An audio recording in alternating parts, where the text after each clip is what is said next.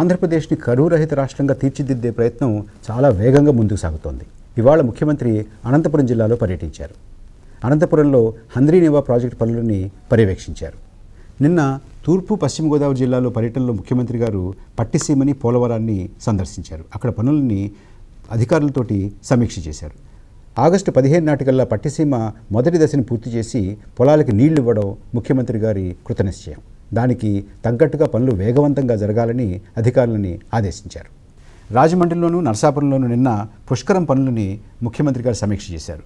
పుష్కర ఘాట్ల పనులు మిగిలినవన్నీ కూడా త్వరితగతిని పూర్తి చేసి యాత్రికులకు ఏ రకమైనటువంటి ఇబ్బంది లేకుండా పుష్కరాలకు వచ్చేటటువంటి వారందరికీ కూడా అన్ని సౌకర్యాలు సమకూర్చాలని ముఖ్యమంత్రి గారు ఆదేశాలు ఇచ్చారు.